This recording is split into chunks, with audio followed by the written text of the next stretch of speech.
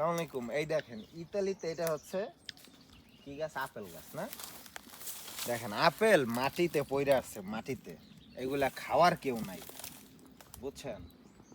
এগুলা খাওয়ার কেউ নাই, ইচ্ছা মতো খাইবেন শুধু, ঠিক আছে? যত খুশি তত খাইবেন, কোনো সমস্যা নেই, বুঝছেন? এখানে হচ্ছে গিয়া যে মালিকের আমরা কাজে আসি, সেই মালিকেরই ক্ষেত থাকে।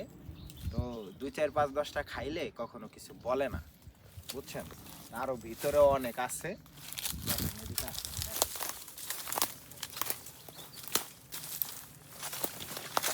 এই যে হচ্ছে কমলা বাগান, এই যে হচ্ছে কমলা বাগান, কমলা। তারপরে আর কই জন্য আনার জন্য দেখলাম কই, এই দেখেন।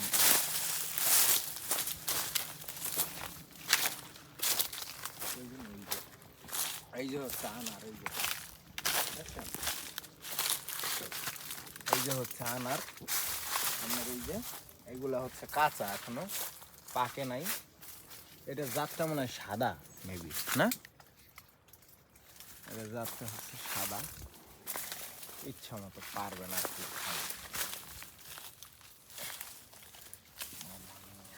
একটা নিয়ে নিলাম, দেখি কেমন হয় এর ভিতরে। এই ইতালিতে আসলে ভাই ইচ্ছা মতো খালি ফল খাইবেন, ফল খাইলে মনে করেন কি শরীর স্বাস্থ্য ভালো থাকবে, ঠিক আছে? এই জন্যই হচ্ছে ইতালি এত বিখ্যাত, বুঝছেন? ইতালিতে মানুষ আসার জন্য এই জন্যই পাগল। তো যারা যারা আসবেন তারা হচ্ছে কি আপনার ফল খাবেন বেশি কইরা। ফল খাইলে কোনো সমস্যা নাই, তবে মালিকের অনুমতি থাকতে হবে, ঠিক আছে? আপনি অনুমতি ছাড়া একটা কাজ করবেন, এগুলা মালিকে দেখলে কিন্তু বহুত সমস্যা। আপনার আর উল্টা হাজিরা কাটতে রাখতে দিব, বুঝছেন? জরিমানা থাকবো। ভালো থাকবেন, খোদা হাফেজ।